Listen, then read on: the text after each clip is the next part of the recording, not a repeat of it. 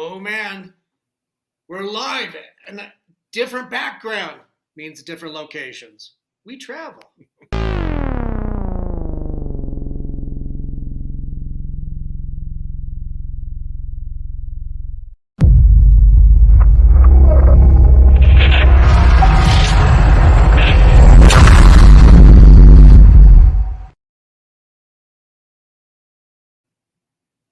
This is COFOH Live Undead. I am your host, Daniel Crosier, and I'm joined by the magnificent Hart Fissher.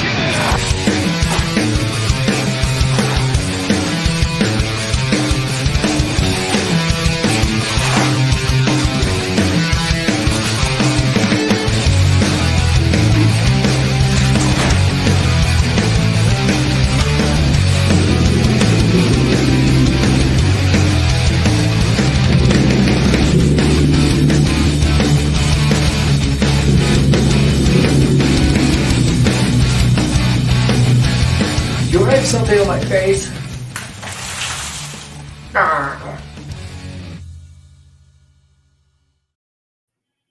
Hart, how are you, sir? Doing really good, man. Doing really good. Things have been turning around over at American Horrors. We upgraded our servers, our streaming software, and I feel like we're reborn and reinvigorated. So I'm having a good time. Oh, fantastic. It's great to see you. It's been a while. It's at least over a year, I think, since we had you last. God, probably two. True. I think it was just after the pandemic. Yeah. Man, that sounds so cool. You got all kinds of new shows that you're working on too. Yeah, the great thing about American Horrors is, there's no corporate interference. There's no council of idiocy, and the late great Groovy. We're bringing his show back for season 2. I've been working on it for 2 years. I've been working on this, and I've been talking to all the guys, talking to Dino, been talking to Stuart. Stay in touch. I've stayed in touch with his family, with Cindy, with Jennifer. We play his short film Shovel on Groovy TV. And so a lot of the bands that Groovy set us up with, we're still working with, like Snavone Drake, who's in the designs. And she's also been working with this Hungarian metal band. I believe they're called Interfere. And so we've had 2 videos from them on Groovy TV.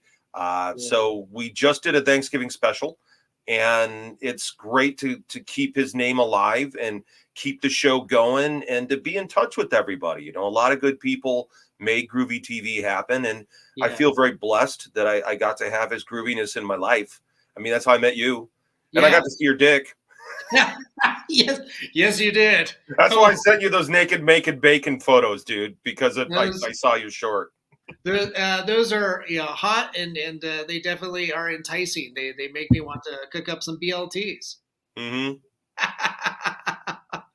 Oh man, yeah. Groovy was that type of person that was a conduit for so many people, connecting the creative communities and making everybody's lives that much more richer.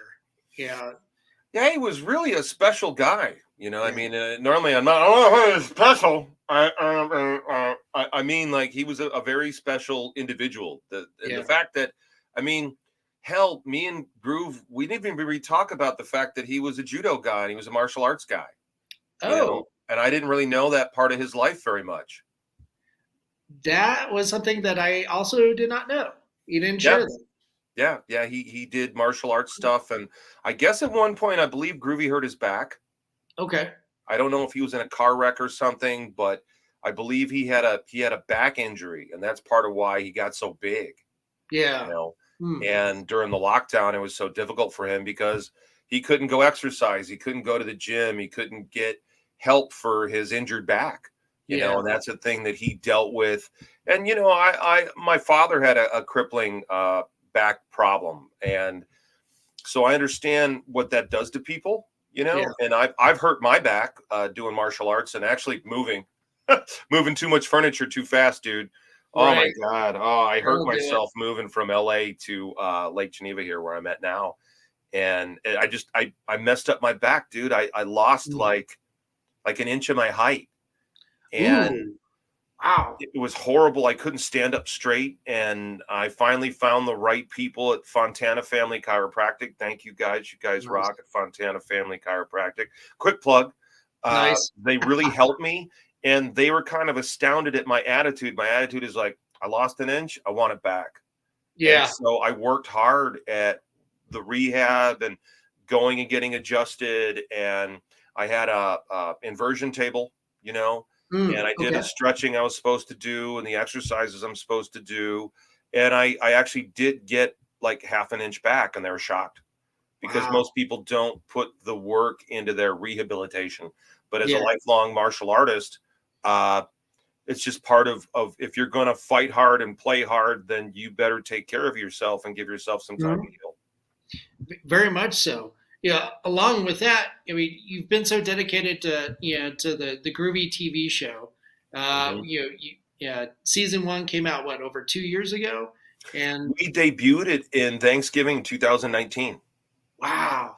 Yeah, Thanksgiving 2019, and we worked. Groovy and I. Groovy TV was his own thing on YouTube, and it was his own conception. And when we got together as co-producers of the American Horrors Groovy TV, we talked about it a lot. We really talked about what does he want from his show. And one of the catchphrases we came up for what is Groovy TV? It's good time horror. It's good time horror. Nice. So the idea is you tune into Groovy TV and you're going to have a good time. And you're going to get exposed to more cool people, more cool interviews. And Groovy was a really good interviewer. So I've been digging through the library and bringing all that stuff back up and I've been going in color correcting it and kind of fixing it up a little bit and putting some name tags in there and some more graphics in there, and Groovy was just a brilliant interviewer. He was really, really amazing. I'm hats off to this guy. I mean, he made such a difference in so many people's lives. He really did. Yeah, he did. Very much so. Yeah. So we're really carrying it on because I've been talking to a lot of the old creators, like the guys from what's it, Realm of Shadows? I know of them. Yeah.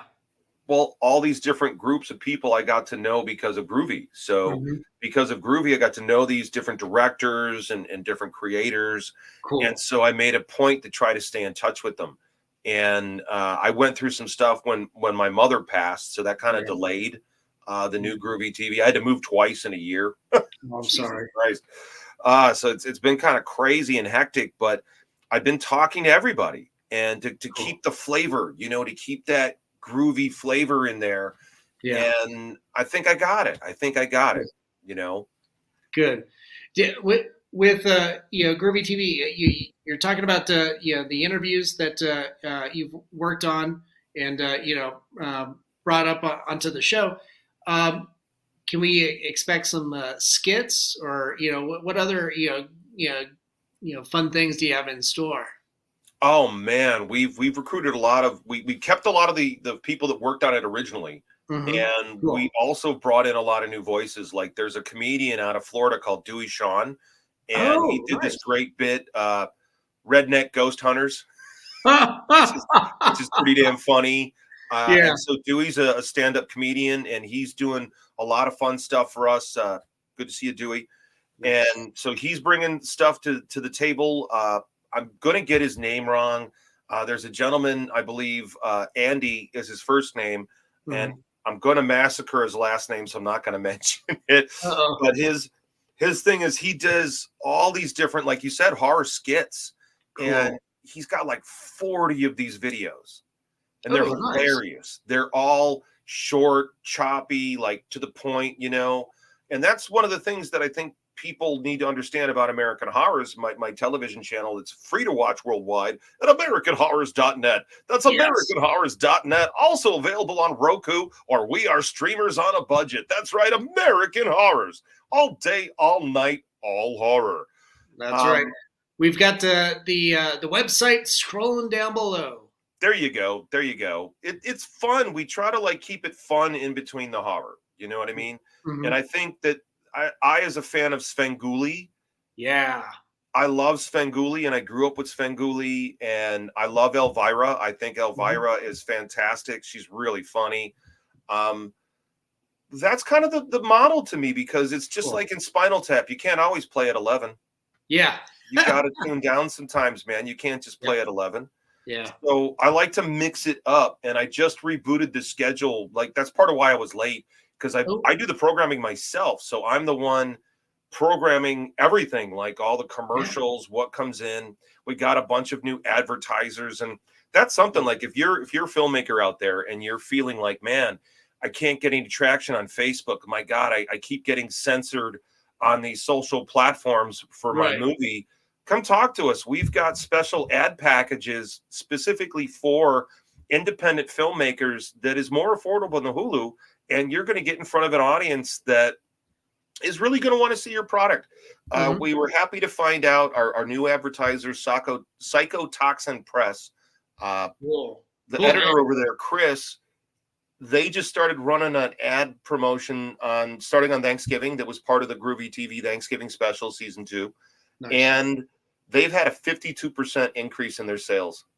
Oh, good. Yeah. So that makes me really happy. That's the story I want to hear. That's the story I want to be able to talk to people about. And we're very affordable. I mean, we're totally within reach of a regular person. It's not like, we're cheaper than Hulu. Yeah. Man, that's awesome. Yeah. With American Horrors, I mean, that's your baby. You wear so many hats over there. How big of a team are you working with? God, I got at least I'm probably dealing with about 100 people normally. Great. That's awesome. I mean, I'm doing most of the work here. I've got my head of tech, and my head of tech is an Iraq war veteran named Max DeVille. And Max is the person that was instrumental in me being able to launch the Roku channel. And so Max and I got together in 2015 when I moved out to Lake Geneva from Los Angeles. We clicked. It just I work with a lot of ex-military people. I get along very well with military folks. Nice. First responders, police officers. I don't know. I just get along with these guys. I don't know. Yeah. I trained with a lot of police officers when I was training at Go Korchevichian's Hayastan Academy in Los Angeles, and that was where the home of the late great judo Gene the Bell.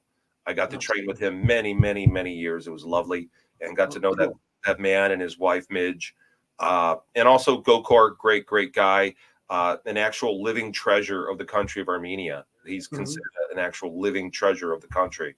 And to have a guy like that as your friend, and a guy like that teaching you martial arts is such a blessing. And that's also how I got to meet Anne Maria de Mars, who is also a really special kind of person. And most people know her as Ronda Rousey's mother. Oh, that's cool. Now, Hart, you also have a new Jeffrey Dahmer omnibus coming out too, right? Yeah, we're putting the finishing touches on it. Like, okay, right now, today I could say this. My book, Poems for the Dead, has been out of print. This is the Chaos edition. This has been out of print for a long time. I finally ran out of my copies, so I teamed up with the guys at Psychotoxin, and we're going to be releasing a hardcover edition. So the hardcover is going to go on sale in time for people for Christmas. It's done. We're just putting the finishing touches on the cover, and then it's going to print, and it's going to be limited editions, only 150 copies, all signed and numbered, and hardcover, and that's going to be available on Amazon, I believe. And so that is the big news I get to announce today. We have been working on this quietly for a while. I don't like to announce something until I can do it. Right. And so we're ready to go. We're ready to go to print. I'm excited. It's really a thrill to have my poetry back into print. We're going to be doing a whole series of Poems for the Dead, Volume 1, Volume 2, Volume 3, Volume 4. We've got a lot of stuff in the pipeline. And the Dahmer Omnibus, the Big Book of Dahmer, is about ready to go to print too. So we're finalizing the artwork and the design of some of the introductions and the editorials. All the art, all the color corrections and everything, that's all done. So we're in the final steps of setting up the pagination and getting the proof copy back for the Big Book of Dahmer, available now at Indiegogo, indiegogo.com. Oh, there you go. Nice. Yeah, it's up there. So people want to go ahead and get an order in. They can. We set it up so that people can. And that's the next thing to go to print after the Poems for the Dead book. So I'm really excited that I'm closing out the year with these two projects, hitting print and getting Groovy TV back up, season 2. So much great stuff. You know, Yeah. I know his purple beardedness is looking down on us from up in the clouds, and I know he would approve, because we really talked a lot about the flavor of the show and what he wanted, what his dream show was. And I've had a lot of experience with it, you know, with the Gorecast guys and all the other independent creators we have. Mission Terror is coming back with new episodes. That's our paranormal investigation guys. And they're funny. They're actually really funny. They're silly. I like that. We've got more film premieres coming. We've got Revolution X has a new music video coming up. We've got, we just signed First Jason has a new music video that'll be part of Groovy TV season 2. Oh, cool. Who know who First Jason is? Yep. You know what I'm talking about, right? Oh, yeah. Yeah. I think you've hung out with him. I think Groovy's interviewed him, right? Groovy's probably interviewed him. Yeah. Oh, are you talking to somebody off camera? Well, I mean, you've been doing the horror shows out there in Colorado a long time. Did you ever run into First Jason at the show just as yourself? No, not me myself. My partners have, and then I know we haven't had him as a guest yet, but Mile High Horror Film Fest has had him out at least twice, I think. So Enigma has hung out with him quite a few times. I've met Enigma. Yeah. We he just moved back to town, so we're doing comic books together again. Oh, that's cool. I'm happy to announce too that you knew I was part of this radio play, MP Armageddon, right? No, I don't think I did. Dude, you would love this. Okay, so cool. These friends of mine out in Los Angeles put together a radio play about the last NPR station on the last city of Earth, Los Angeles, and it's very Mad Max. Yeah, and they're riffing on it's a radio play, so they have over 80 different voice actors. It's Harlan Ellison's last thing before he passed. It's Fred Willard's last thing before he passed. They've got John Delancey, Q, for all the Star Trek freaks out there. Nice. So they've got an amazing cast, and it's NP Armageddon. NP Armageddon. And I'm in it. I'm playing me. And so I'm one of the main characters. In fact, I'm one of the lead characters. I don't want to give away the ending. I am at one point. I'm a freedom fighter for literacy, and they brand me a terrorist. Oh, jeez. Okay, so it's pretty crazy. It's really funny. It's a comedy thing, and so we advertise it on the network. I work with the directors, and Peter and Brian are brilliant. It's really funny. It's great. It's been charting out on like comedy podcasts in the top, I think it's top 20 in Germany and like the top 40 in the UK. And they've been doing really well with it because American Horrors is international. So the guys are like, wow, how did that happen, Hart? And I'm like, because I advertise the shit out of you guys on the network, all the time. That's the great thing about American Horrors is it's fun to, and I'm sure you feel this way with your podcast. It's fun to expose somebody to somebody you're excited about or work you're excited about. Yeah. And I think people are really going to want to tune in because we're really going to get serious about the Groovy TV season 2 is really going to launch on Christmas. So just like we did before when Groovy was alive, we ran it for Thanksgiving and then we really hit it for Christmas. And so that's what I'm doing. I'm following the same game plan. Because of American Horrors, I always like to put a lot of fresh stuff on during the holidays. Because I know everybody else is sleeping it off and all the other networks, they don't have fresh stuff. So for myself, I'm a counter programmer. So I want to have all the coolest stuff I could possibly get my hands on and just go. Because I watch my channel. I watch it. I watch it all the time. It's important to me. My friends come over. When we have all the premieres, I'm always watching it. On Thanksgiving, my oven's broken right now, so we got to get that goddamn thing fixed. So I made fried chicken for Thanksgiving.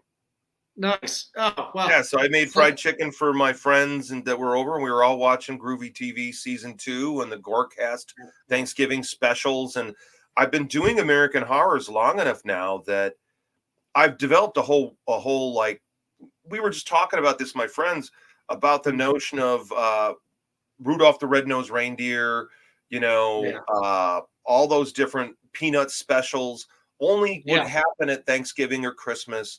And I, as a child, looked forward to that. And now that I'm an adult man-child, we never really grow up. Man-child here. Now that I'm this knucklehead, that's my Christmas now. That's my jam. Mm-hmm. And we have this stuff that I only play during Christmas, and I've got things that I only play during Thanksgiving. Like we've got this thing with, it's like James River beef, canned beef. It's so bad. Oh my God. Even the actor that's like eating the sandwich looks like, oh God, it was so good. It's, oh my God. And so this is, I've developed a whole repertoire, and Groovy's part of that. And Gorecast is part of that. Gorecast is a show that we do. The guys are based out of Limerick, Ireland. The Giz and Johnny Danger Deadly. And Limerick, Ireland is known as Stab City. Ooh. Stabby, stabby. Yep. Stabby, stabby, stabby. And it literally is known as Stab City. That's intense. And so the guys are brilliant. They're really funny, and they do reviews and skits, and it works. It functions well with Groovy TV.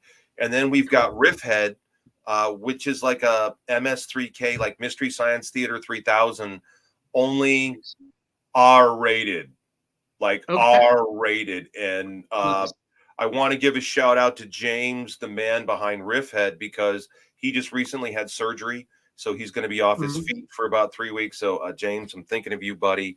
I'm not going to tell the audience at home why he had surgery. It's pretty awful. The poor guy. So people have to bug James about that himself. But Riffhead is a really, really funny show. It's really hilarious. They spoofed Creature. They spoof the Three Young Kings episode of One Step Beyond. And it's really, he's brilliant. It's really, really funny.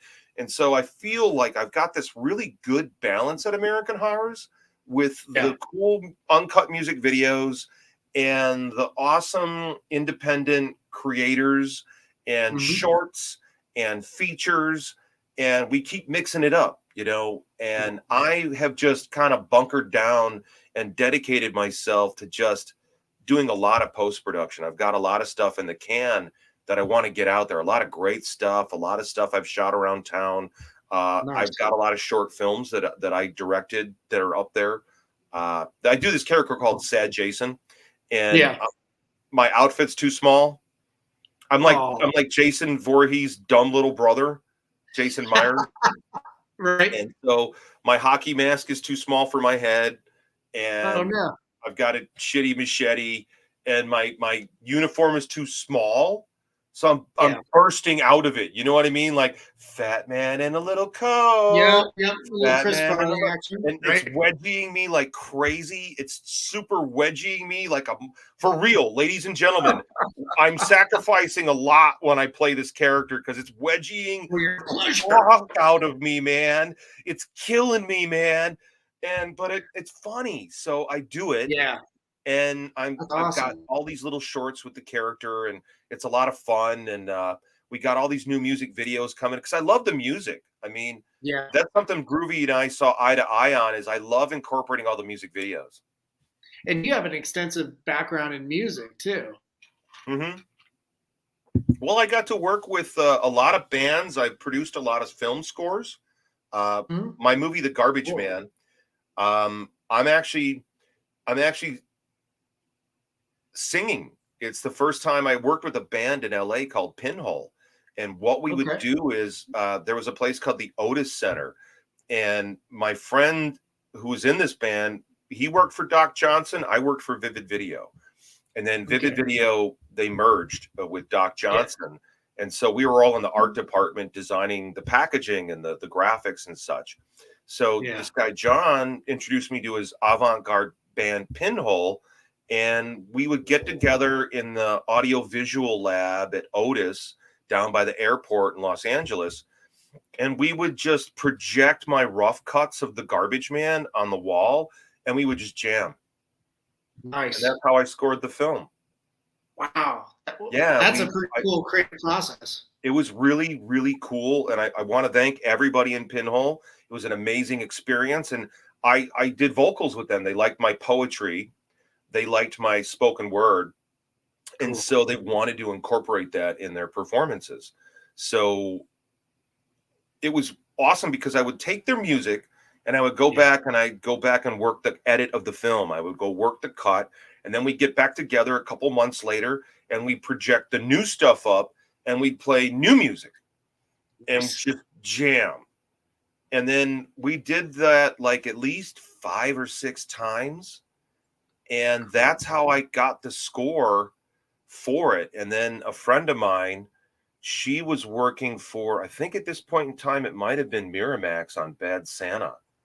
And she did the sound mix for me.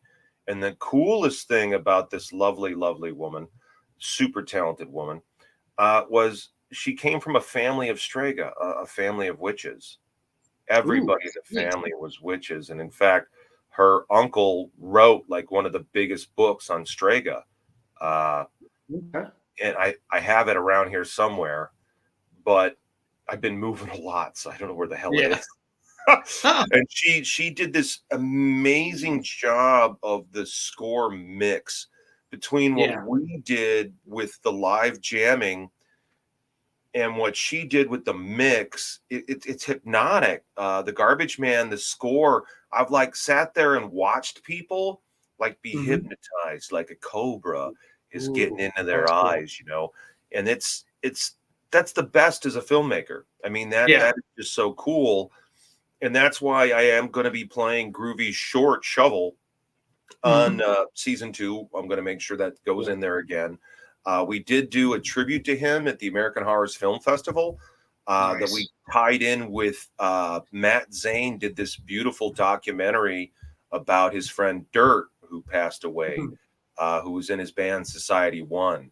And I've done a lot of work with Matt Zane. I think Matt Zane's a very, very talented creator, great pornographer, but really good musician. I mean, he's just, Matt is really talented in so many ways.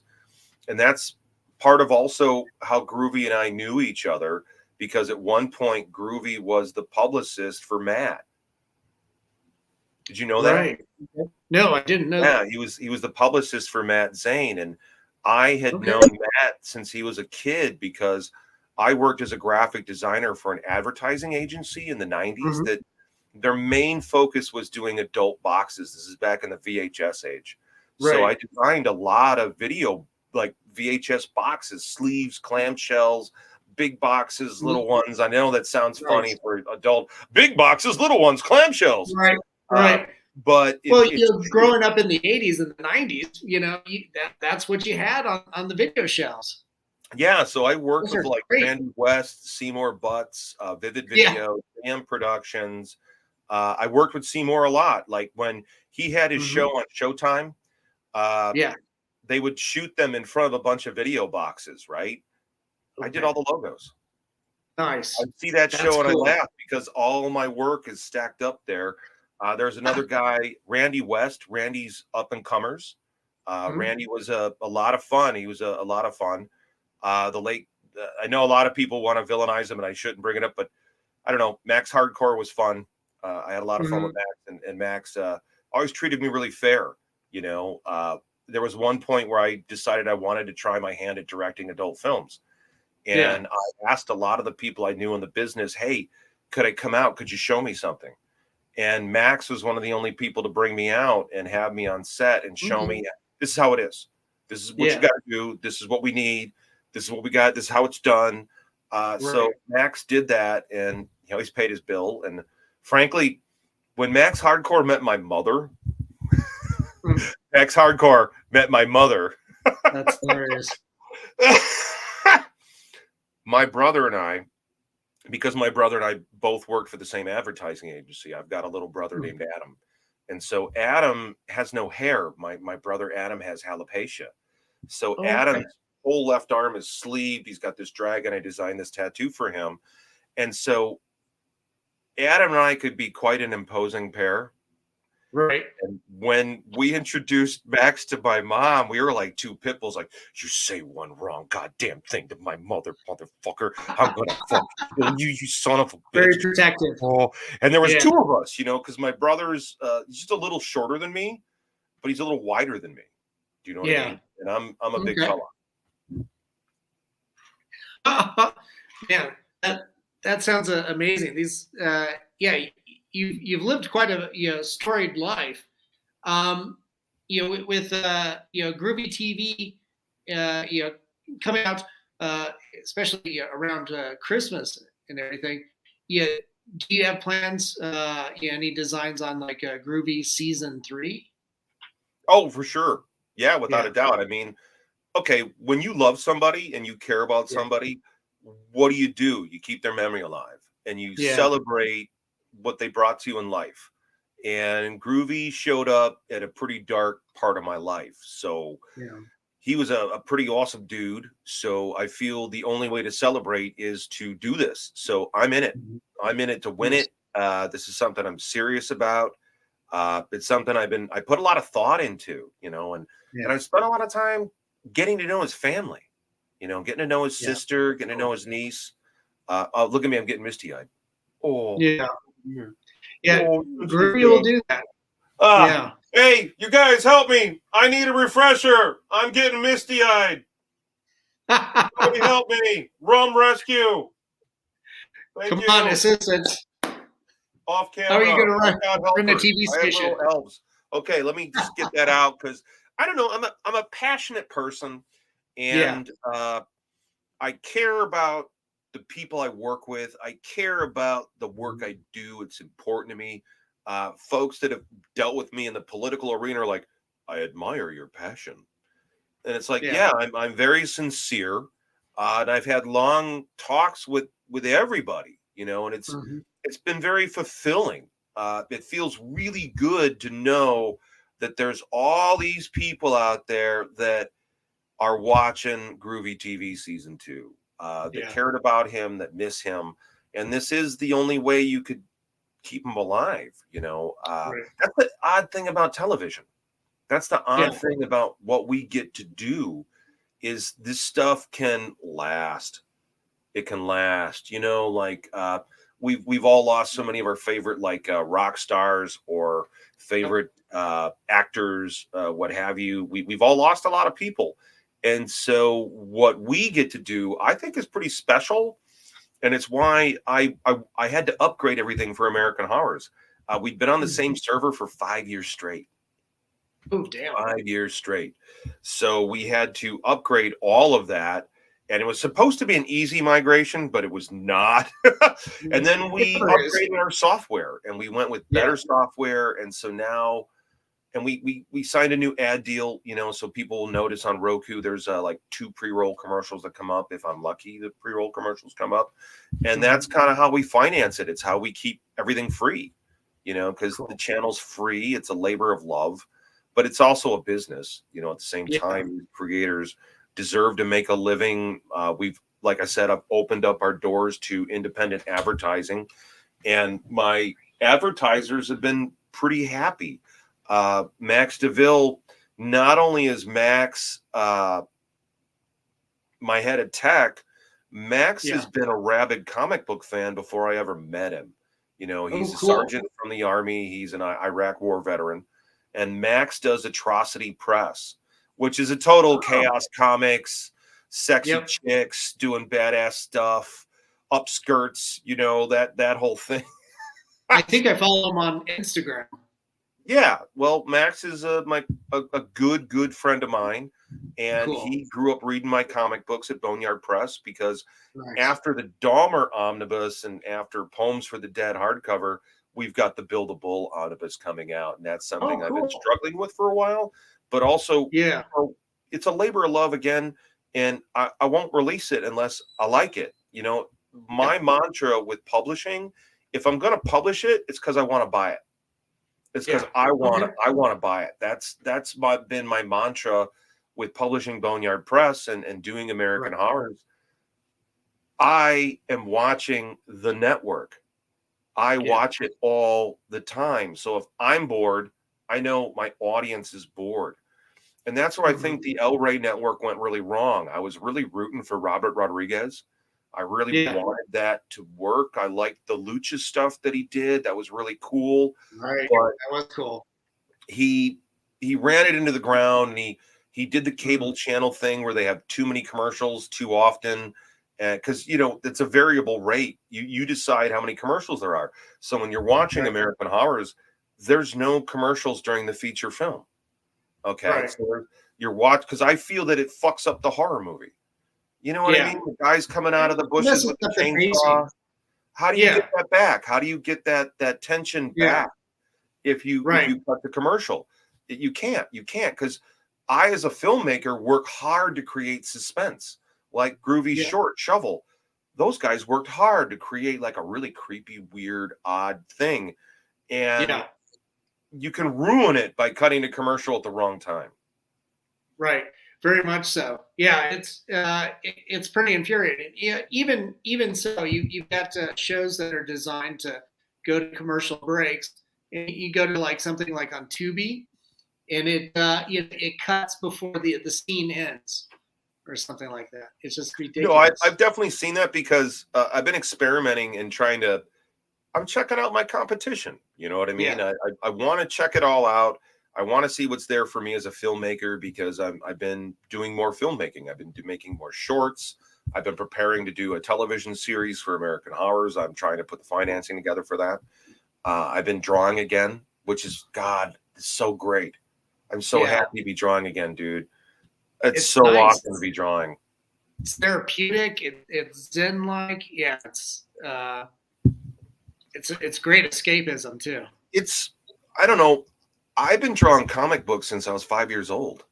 You know, and one of the interesting things that happened when my mother passed, and I'm going through her house, I found a box of every comic book I drew since I was 5. Nice. All of them. That's cool. And I'm like, oh man. And I sat there with my girl and I'm going through it all at my childhood home, you know, and I'm flipping through it. And I'm like, I don't even remember doing this one. There was a character called the Beast. And I'm like, I drew 31 issues. I don't remember this character at all. And it's not like I did drugs as a kid, ladies and gentlemen. I did no drugs as a kid. None at all. So this madness it's me. It isn't chemical. It's all natural. It's all natural. This just kind of keeps me a little bit chill. Yeah, man, that's amazing. You know, what a great thing to refine and rediscover about yourself and stuff that you've done.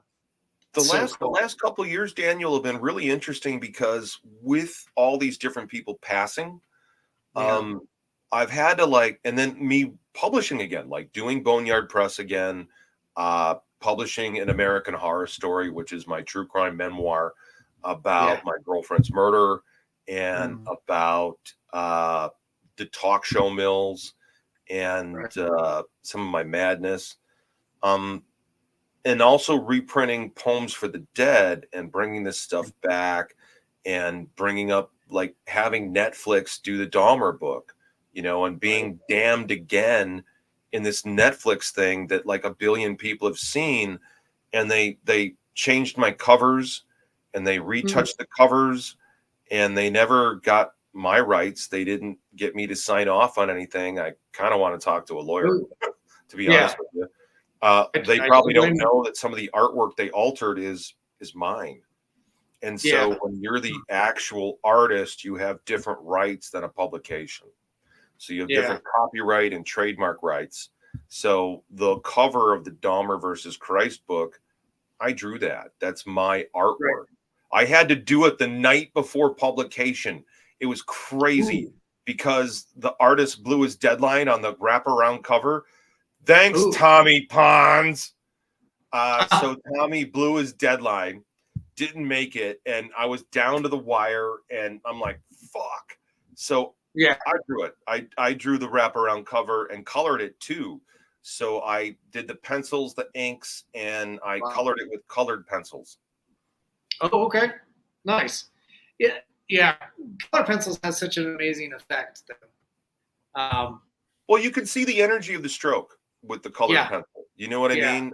As an artist, I really fell in love, and I got to thank Tim Vigil for this one, of Faust fame. Tim, I knew the Faust guys from the beginning. One of my best friends growing up, good since we were like kindergarten, Dan Matson was the publisher at North Star, and North Star was the company that published Faust first. So I was there for the first release of Faust with Tim and Dave, and shared the hotel with them and eating pizza and drinking beer. That's the convention in Chicago where Stephen Bissett bought me my first beer. Cool. And I'm a huge Stephen Bissett fan. I love Stephen Bissett's work. He's been such a huge influence to me, not only as a horror creator, but a lot of people don't know about his struggles with artist rights versus being the publisher. Stephen really struggled with that, and I read all his stuff. And so for me as a publisher, it kind of helped me figure out how to handle stuff. And at a certain point, I had to realize, as the publisher, I had to be selfish to a certain degree. You know, you kind of have to. What's your loyalty to? Is it to keep publishing? It's almost like a virus. Gotta replicate, gotta replicate, gotta replicate. Right. And the same way with the television network. The network is very all-consuming. It's all-consuming because, like I said, I do all the programming. I do work with like about 100 people, but I do most of the work. You know what I mean? Like, when you work with these people, that means you've got all these different creatives on all these different shows. Like, you got the Mission Terror guys, you got the Gorecast guys, you got the guys, all the guys with Groovy TV. And Groovy TV is a whole big show. There's so many moving parts to Groovy TV. Do you know what I mean? There's so many different components, and Groovy's stuff was, he was very omnivorous, and he was very seasoned. Do you know what I mean? Like, seasoned, like as a guy who worked in the industry and rock and roll, and you probably know more. I don't know much about his past. I know a lot about working with him the last couple of years of his life. Yeah. With Groovy, like I said, when we went live, he was one of those people that connected you. Yeah, if there was a germ of an idea, he knew who to go to for that, and massage the wheels, and get all these different personalities and egos to work really well together. That's a big part of what I got to do. It's the balance of that, because you are working with a lot of different egos. Filmmaking and television, it's an army. You're a general, and you're waging war, and you're dealing with a lot of different personalities. And I know I pissed off all my people one time or another. Sorry, you guys, I love you, but I know I pissed them off. I know I've driven them crazy. I'm my own kind of madness. I had my own kind of madness. I drove Groovy a little bit crazy at times. Groovy gave me, man, he really, those last couple of months of his life, he was really trying to hammer in some stuff into my thick skull, which is what Danzig says. Oh, he's not stupid. He's thick. Yeah. Because I've had this long relationship with, lucky enough to have had this long relationship with Glenn, and to work with Doyle and the Misfits. Cool. It's been a lovely creative life. I mean, to work with all these different people, and especially like when you say the Misfits, to me, that's Max Hardcore. That's so many of the people from adult films. Working in adult was a lot of fun. It could be nasty at times, but I used to tell people it was one of the best film schools, because when I went into post-production, and I had a post house called Crime Pays Inc., I found out that a lot of directors, especially directors doing feature films, they didn't have a lot of experience. They didn't shoot a lot. They didn't just have, they didn't. So for me as an editor, I'd have a guy come in and he'd be very precious with this piece of art that he put together, and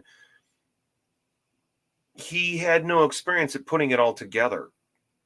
He didn't know how to put it together. And so I would sit there and I cut stuff, and I did pretty good. I was a very successful editor, post-production guy. My clients were all very, very happy with me. Because I had an idea of story from doing storyboards since I was a child doing comic books. And then also I cut so much stuff. You just develop this muscle in your head, in your eye. And that came to that really came to fruition when we signed the American Horrors TV deal in 2008 with the Global Broadcast Company. And then that led to the American Horrors television channel. And until I signed the TV deal in 2008, I wasn't the one that said, "Hey, I got to host the show." It wasn't me. I'm serious. I'm being very serious. I'm being very sincere. I met with 3 middle-aged Black Christian ladies. Okay. And it was their idea to put me on as the on-camera host of the American Horrors TV show. And I couldn't believe it. Up until then, I'd been in stuff like as Hart Fissher on like Jerry Springer or Sally Jesse or Nat Geo's The 90s, The Last Generation, or The Last Great Generation, all that kind of documentary stuff. You know what I mean? So for myself, when I directed and did projects, I did the Hitchcock thing. I'm going to walk through the background. I'm going to do something easy. I'm going to walk through the background. Hey, I'm walking by the elevator when it opens. Look at me saying something funny. Ha ha. And that's what I thought. And in the back of my head, to be honest with you, I want to do Chuck Norris action films. I totally do. That's why I'm like looking at Dino's, the trailer they did with the sausages. Yep. And he's doing the whole Billy Jack sausages. Thing. Oh, God, I want to do something with me and Dino doing something. I really, really want to do something with Dino bad. Like Dino's amazing. Yeah, Dino's amazing. I think you were working with Bobby Lee Black, maybe? I love Bobby Lee Black, too. I got to talk to him. I saw that he recently hung up his ink slinger guns that he's not going to tattoo anymore. I don't know what's up with that, but I definitely would like to work way more with Bobby Lee Black. And also, God, what's his name? MF Ruckus. Oh, yeah. I have not talked to him, but here I am, Colorado man. I'm wearing my Charles Bukowski t-shirt, trying to look cool. I got my lumberjack shirt. I'm wearing my damn suspenders wrong. I got one right. I got one good. Yeah, MF Ruckus is this whole thing on Groovy TV about being Colorado man. Yeah, he's got a blow-up sex toy behind him, and he starts playing with a blow-up penis. It's so fucking funny. I love my channel, ladies and gentlemen, and I think you will too. That's right.